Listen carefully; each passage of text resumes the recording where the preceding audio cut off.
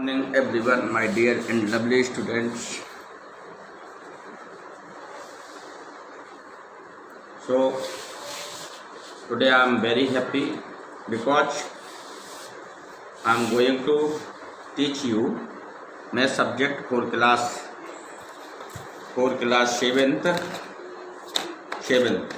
student chapter first ई के मैंने पहले आपको 4 क्वेश्चन मैंने आपको सॉल्व करवा दिए थे और मैंने बाकी क्वेश्चन आपको करने के लिए कहा था, क्योंकि उसके आगे के जो भी क्वेश्चंस थे वो सभी क्वेश्चन इजी थे। तो अगर किसी स्टूडेंट ने नहीं भी करे होंगे तो मैं आज फिर आपको एक नया वीडियो अपलोड कर रहा हूँ उसके नए क्वेश्चन नंबर 5 से। तो मैं जितने भी क्वेश्चन हैं मैं आपको सब क्वेश्चन अभी सॉल्व करके बताऊँगा, और जितने भी क्वेश्चन अगर सॉल्व नहीं करूँगा तो मैं उन्हें आपको एक एक करके अंडरस्टैंड करवा दूँगा।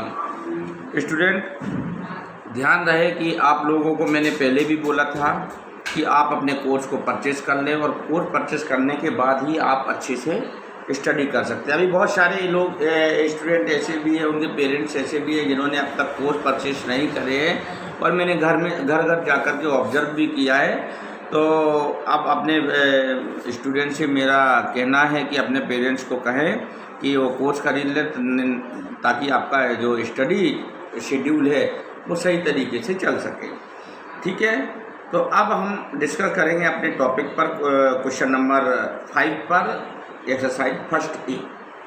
देखिए क्वेश्चन नंबर फर्स्ट ई का क्वेश्चन नंबर 5 है। मैंने बहुत सारे वीडियो में कहा है स्टूडेंट थ्योरिकल क्वेश्चन जब भी कभी आए तो उनसे घबराने की ज़रूरत नहीं है। बहुत सारे स्टूडेंट ऐसे होते हैं जिनका मैथ सब्जेक्ट वीक होता है और देख करके वो घबरा जाते हैं। तो मैंने कहा कि आप उसके ऊपर हार्ड वर्क करते रहें, आपको कोई भी सब्जेक्ट कभी भी डिफ़िकल्ट नहीं लगेगा।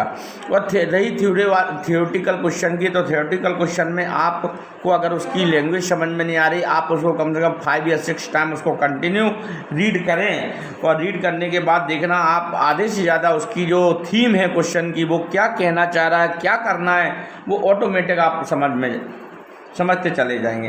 तो अब हम देखो इस क्वेश्चन में कुछ भी नहीं करेंगे, वो जैसा जैसा कहते जाएगा मैं वैसा वैसे करते जाऊंगा। फर्स्ट लाइन में रीड करूंगा, फर्स्ट में जैसा कहा जाएगा वैसा करेंगे, सेकंड में जैसा कहा जाएगा वैसा करेंगे। देखिए तो यहाँ पे एक अर्नव नाम का लड़का है। Arnav had 20 with him.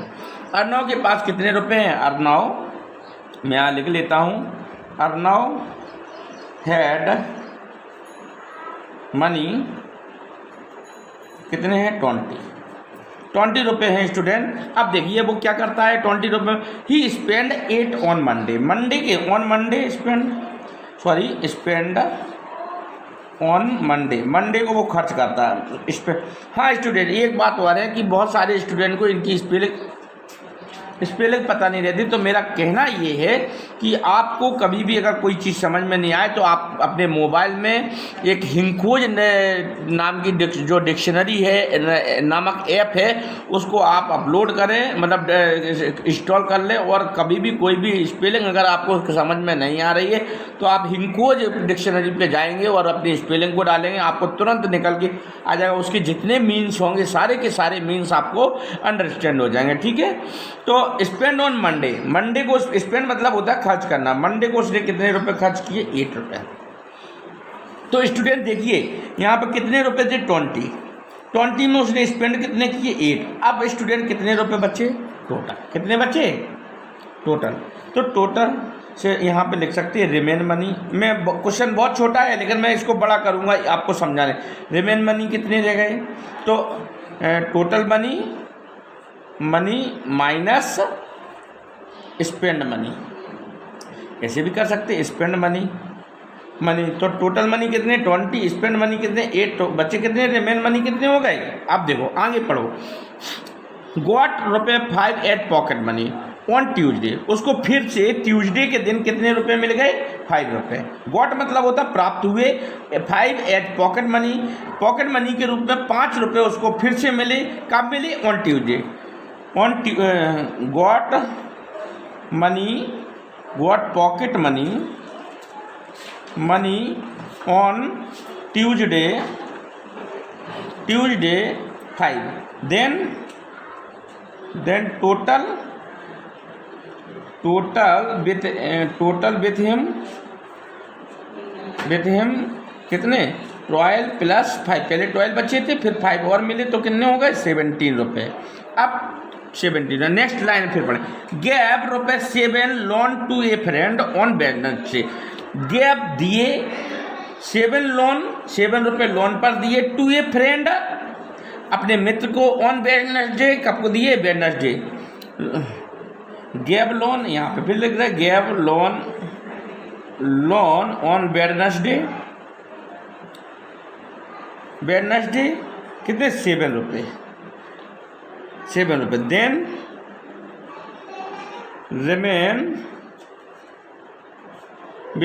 Remain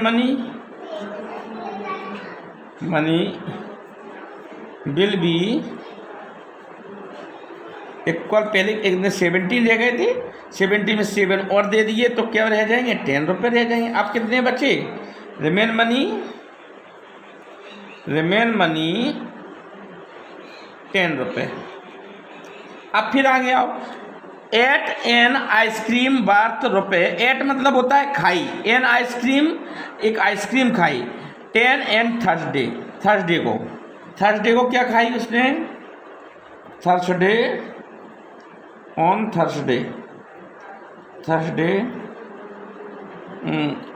at ice cream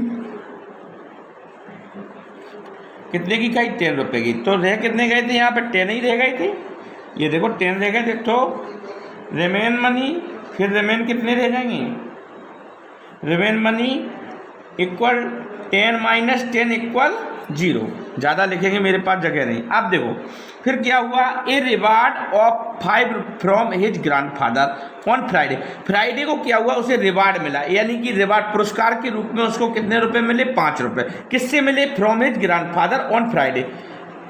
reward on Friday equal कितना 5 रुपये, ठीक है। तो उसके पास रह कितने, आप कितने रह गए 5 रुपये।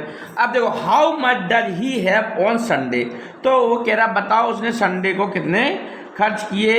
If his friend repay the loan on Saturday, तो अब reward by grandfather on Friday, तो फ्राइडे को उसके ग्रैंडफादर के द्वारा रिवार्ड कितने दिए गए 5। अब देखो क्वेश्चन में कंडीशन दे रखे, how much does he have on Sunday, बताओ उसके पास संडे को कितने रुपए होंगे। इफ, यदि कंडीशन दे रखी, इफ हिज फ्रेंड रिपे, यदि उसका दोस्त जो है रिपे कर दे, यानी कि वापस कर दे द लोन ऑन सैटरडे को अगर लोन वापस कर दे तो उसके पास टोटल कितने रुपए होंगे। तो देखो कितने लिए थे फ्रेंड ने 7, यहाँ देखो if friend repay loan on Saturday तो कितने रुपए 7 रुपए। देन टोटल रुपए विल बी ऑन संडे कितने होंगे, देखो 7 ये आ गए, ठीक है, प्लस 5 ग्रैंडफादर ने दिए तो कितने बचे टोटल 12 रुपये। तो ये हमारा क्या हो जाएगा, यहाँ पे आंसर हो जाएगा। Student, I hope that you will understand. Next now I will solve question number 6। Question number 6 है, देखिए क्वेश्चन नंबर 6 में क्या है, इसको हम सॉल्यूशन करने जा रहे हैं। सॉल्यूशन क्या है, देखिए submarine left the surface water, surface पानी का जो तल है वो एक, उसमें जो सबमराइन है एट द रेट, सबमराइन होता है पनडुब्बी, पानी में जो चलती हैं, ठीक है। सबमराइन क्या होता है, पानी में तैरने वाली जो पनडुब्बी होती हैं उनको कहते हैं सबमराइन। ये submarine left the surface of the water, पानी के तल के बाएं जो पनडुब्बी है at the rate of -2 metre पर सेकेंड, मतलब -2 मीटर पर सेकेंड की दर से वो छलांग मारती है, ठीक है। -2 मीटर पर सेकेंड, मतलब 1 सेकेंड में -2 मीटर पर सेकेंड, 1 सेकेंड में वो 2 मीटर को मतलब लेफ्ट की ओर छलांग मारती है। At the rate how long, at the rate किस दर से, how long would it take, इसको कितना समय लगेगा, the submarine to reach -60 metre. तो वो कह रहा है कि बताओ कितना समय लगेगा उसको कितना समय लगेगा कि वो 60 मीटर लेवल तक पहुंच जाए। तो हम देखो यहाँ पे देख रहे हैं, a submarine left the surface of the water. देखो अब मैं आपको एक बात और बता दूं, ये क्वेश्चन थोड़ा सा साइंस से मिलता हुआ है। साइंस से कैसे मिलता हुआ है कि जब पनडुब्बी या कोई भी चीज़ उसमें पानी के अंदर तैरती है या मान लो चलती है, तो उसके अंदर उसमें उसको स्पीड वेलोसिटी कहते हैं और स्पीड कहते हैं। स्पीड तो होती है उसकी चाल, किस चाल से चल रही है, ठीक है। तो अब मैं यहाँ पे कह रहा हूँ और कितने रेट की दर से चल रही है, तो वो उसका वेलोसिटी होता है। वेलोसिटी होता है वेग, कितने वेग दर की गति से वो जा रही है। तो यहाँ पे देखो स्टूडेंट, मैं आपको बताऊँ यहाँ पे, और फिर मैं कुछ भी नहीं कहूँ तो इसमें तो सीधे सीधे लिख लो आप वीवर इक्वल ST लिख लो। इसमें ऐसा कर दें अपन, नहीं इसमें ऐसा ना कर दें। तो क्या पूछा उसने, तो देखिए स्टूडेंट, अब मैं यहाँ इसको सॉल्व करने जा रहा हूँ। सरफेस, यहाँ पे इसको ये लॉजिकल सॉल्व कर लेते हैं थोड़ा। Surface of the water at the rate equal 2 metre पर सेकेंड, -2 मीटर पर सेकेंड, ठीक है स्टूडेंट। अब वो कह रहा है कि यहाँ पे हम कर लें इसको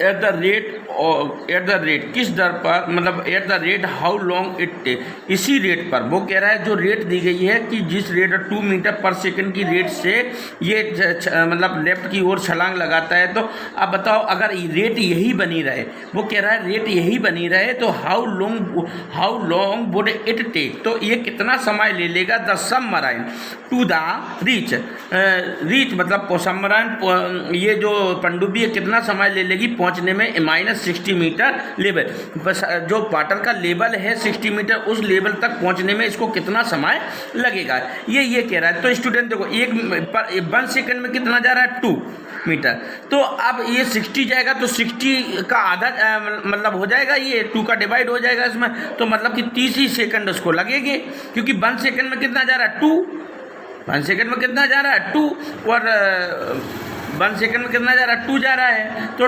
60 मीटर पहुंचने में कितना लगेगा, तो आधा लगेगा, मतलब 30 सेकंड लगेंगे उसको, क्योंकि 1 सेकंड में 2 मीटर जा रहा है, तो 30 सेकंड में 32 जा 60, ठीक है। तो इसको टाइम कितना लगेगा, कम लगेगा, यानी कि मेरा कहने का मतलब है 1 सेकंड में ये 2 मीटर जा रहा है, तो 60 मीटर पहुंचने में इसको कम समय लगेगा नहीं यार। तो मेरा कहना ये था total reaching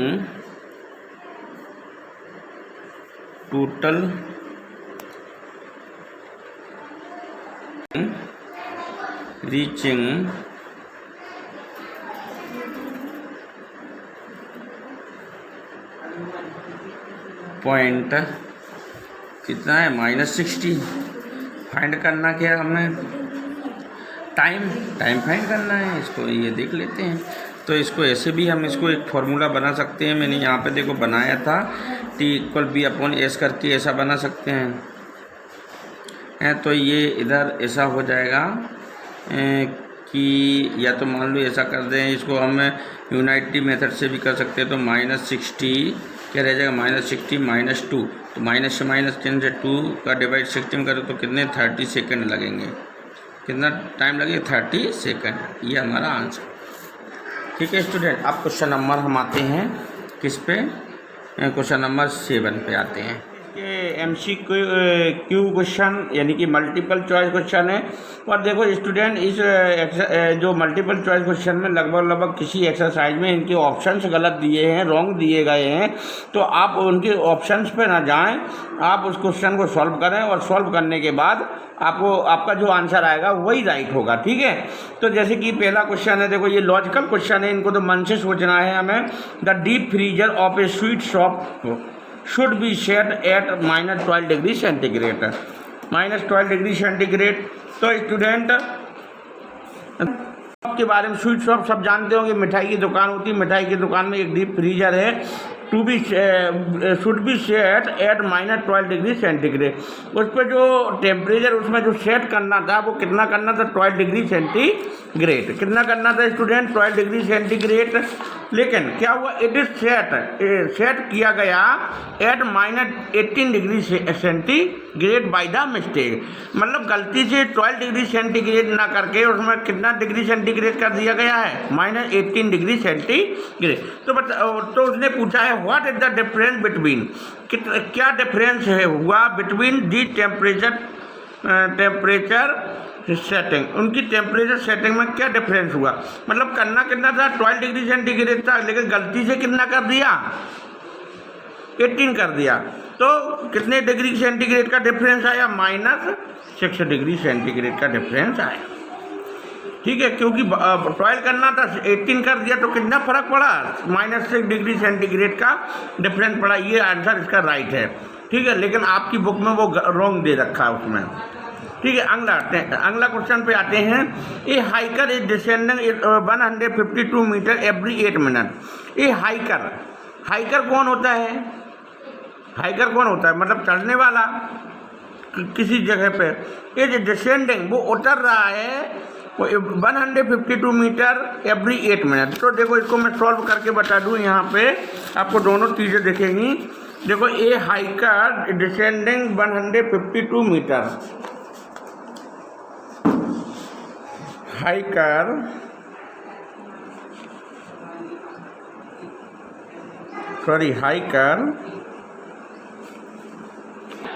descending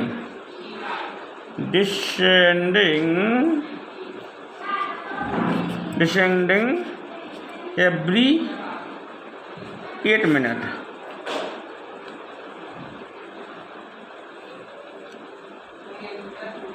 every 8 minute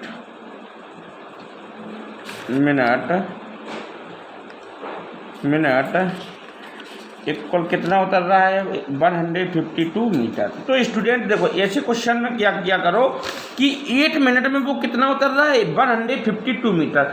तो अगर वो 8 मिनट में 152 मीटर उतर रहा है तो 1 मिनट में कितना उतर रहा होगा, कम उतरेगा। 8 मिनट में 152 मीटर उतर रहा है वो, तो 1 मिनट में कम उतरेगा। तो यहाँ पे लिख सकते हैं हम इसको, 1 मिनट निकाल लें तो आपको बहुत जल्दी क्वेश्चन की थीम समझ में आए। डिसेंडिंग इन 1 मिनट, 1 मिनट इक्वल 152 डिवाइडेड 8, यानी कि 19 मीटर उतर रहा। कितना उतर रहा, 19 मीटर। 1 मिनट में कितना उतर रहा, 19 मीटर। अब आगे आओ, आगे क्या कह रहा है, what will be hiker change, वो क्या बदलेगा, हाइकर जो उतरने वाला है वो उसका क्या बदल जाएगा, इन एलिवेशन, वो कितना वो उतर आएगा, इन हाफ एन आवर, आधे घंटे में वो कितने मीटर उतर के आ जाएगा। राइट एज इंटीजर, इसका इंटीजर लिखना है। तो देखो